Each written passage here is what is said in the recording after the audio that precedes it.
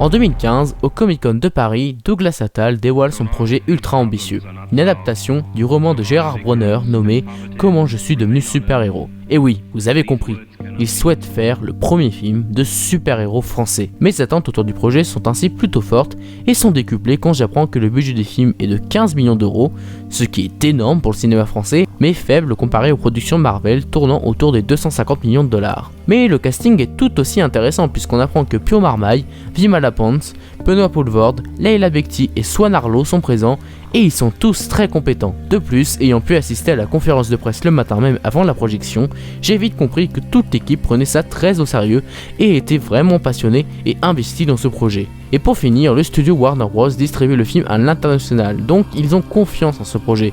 Ainsi, en rentrant dans la salle, mes attentes étaient énormes et je priais pour que ce film soit bon et me redonne espoir en l'ambition des productions françaises. Il ne pouvait pas me décevoir. Est-ce donc le cas ou une énième déception qui s'oubliera très vite? Le pouvoir, c'est comme une forteresse.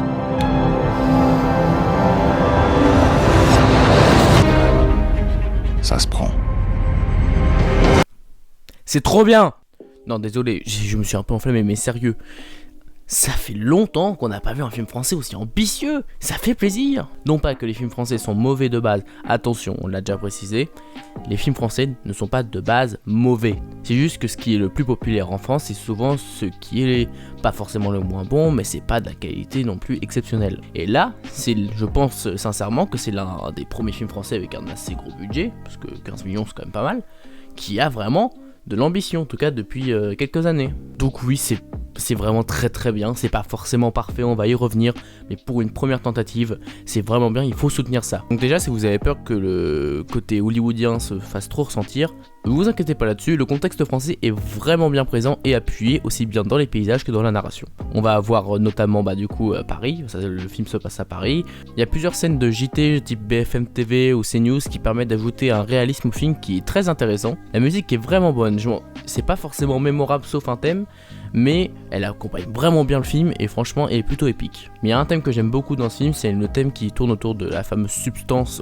qui est au cœur du film, qui se joue très peu de fois, c'est dommage, mais dès qu'elle est jouée, c'est des petites notes électro que je trouve plutôt stylées et qui accompagnent bien. La mise en scène n'est plus que correcte, même si un poil surcuté sur certaines scènes de combat à mon sens, mais de manière générale c'est plutôt bien filmé, même si ça envoie pas non plus du lourd, on n'est pas sur un film à 250 millions de budget, on est à 15 millions, mais pour 15 millions ils arrivent quand même à faire un truc plutôt correct. L'univers autour des super-héros est très intéressant, on pourrait penser que c'est un peu un copier-coller sur certaines œuvres qui parlent du même sujet, comme je sais pas, The Boys ou Project Power. D'ailleurs parlons-en de Project Power, parce que quand j'avais vu Project Power, je me suis juste dit que c'était un film qui était divertissant sans plus, mais maintenant que j'ai vu Comment je suis devenu super-héros qui est quasiment sur le même sujet, je me dis que c'était quand même vraiment pas ouf. Et qu'on me dise pas que Comment je suis devenu super-héros est un remake de Project Power ou un copier-coller, parce que c'est pas du tout le cas, ça parle quasiment pas de la même chose, même si c'est la même base, et c'est adapté d'un roman de base, donc peut-être que Project Power a eux aussi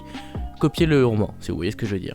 Bref, pour revenir sur l'univers intéressant, on peut parler de quelques petits aspects que j'ai trouvé plutôt sympas, notamment le fait que certains citoyens, a priori lambda, qui ont des métiers plutôt habituels, et ils ont des super pouvoirs. Du coup, on a juste une scène au début où il y a par exemple une mère ou un père, je sais plus, qui est avec une poussette avec un enfant à l'intérieur et il pousse la poubelle avec ses mains comme ça à distance. Ça sert pas à grand chose, mais ça permet de montrer à quel point c'est banal en fait dans cet univers. Donc il y a tout l'aspect quotidien, il y a même des psychologues pour super-héros, en tout cas pour personnes avec pouvoir. Il y a également la relation que l'État possède avec ses super-héros, qui est pas aussi poussée que dans The Boys par exemple, mais qui reste tout de même plutôt intéressante. Ah oui, si vous le savez pas, parce que je sais que certaines personnes souhaitent regarder le film juste pour une raison, à savoir qu'il y a un youtubeur dans ce film, à savoir Sofiane. Et pour une fois où il y a une apparition de youtubeur dans un film, elle est justifiée. Car Sofiane joue son propre rôle, à vrai dire, et si vous connaissez Sofiane, il fait plein de choses, mais également il fait des tournois. Il a fait des tournois de meilleurs films, tournois de super-héros préférés des abonnés, etc. Et dans ce film, il fait un tournoi sur les super-héros dans cette réalité. Ce qui permet d'avoir un point d'accroche pour les jeunes, à savoir YouTube, et un point d'accroche pour les personnes plus âgées, à savoir les chaînes d'information. Ce qui fait que ce film peut parler à toute génération, aussi bien personnes âgées que jeune. Les personnages de manière générale sont plutôt cool, bien aidés par des acteurs talentueux, on va pas se mentir. Le personnage principal derrière son petit côté loser cache un petit twist qui arrive en milieu de film et qui change vraiment la donne et qui le rend vraiment très intéressant. Sa coéquipière jouée par Vimala Pons, il me semble, elle aussi plutôt rigolote, plutôt crédible et ne se contente pas de juste la potiche de service, elle sert vraiment à quelque chose. Benoît Poulvord et Leila Bekti en tant qu'anciens super-héros sont eux aussi plutôt bien traités, l'un en tant que loser et l'autre en tant que personne engagée, malgré le fait qu'elle a arrêté ses activités super-héroïques. Et le méchant joué par Swan Arlo et... oh, je sais pas. Il y a un truc qui me dérange avec le méchant de ce film, c'est que d'un côté, je le trouve super intéressant et d'un autre côté, je me dis qu'il est plutôt osef. Car oui, sur le papier, le personnage de Swan Arlo n'est pas très intéressant, malgré ses origines qui sont pour le coup intéressantes. Mais l'acteur arrive d'apporter plein de petites mimiques qui permettent d'avoir un méchant qui n'est pas forcément mémorable, oui, mais ça ne veut pas dire pour autant que c'est un mauvais méchant. Pas du tout. L'élément central qui tourne autour du film est bien sûr cette fameuse drogue qui donne des super pouvoirs. C'est notamment pour ça que j'ai parlé du rapport avec Project Power. Mais sauf que dans ce film, contrairement à Project Power, on pose des questions par rapport à cette substance. Qu'est-ce que ça apporte thématiquement? Parce que dans Project Power, je suis désolé, à part 2-3 scènes stylées, mais juste stylées, on parlait pas de l'impact que ça pouvait avoir sur des gens. Alors que là, t'as plein de petits questionnements qui sont posés, notamment par rapport au harcèlement, notamment dans la scène d'intro que je vais pas spoiler, mais vous comprenez bien où je vais en venir. Il y a également la soif de pouvoir qui était un peu là dans Project Power, mais là on voit vraiment que c'est juste pour le pouvoir qu'ils font ça et non pas pour l'argent. Et bien entendu quelques histoires de vengeance, bref, vous comprenez à peu près où je veux en venir. Après, si je peux citer 2-3 défauts, parce qu'il y a 2-3 trucs qui m'ont gêné, notamment un costume qui est présent dans le film. Les costumes de manière générale sont pas mauvais, mais il y en a un seul, je sais pas pourquoi, c'est peut-être subjectif, je vais juste vous dire un nom, Gigaman. Quand vous verrez ce personnage à l'écran, vous me direz si vous pensez la même chose, mais moi je l'ai trouvé totalement ridicule. Et c'est pas la faute de l'acteur, c'est juste le costume, ça me fait marrer. C'est peut-être un poil lent à démarrer malgré qu'il y ait des trucs très intéressants au début.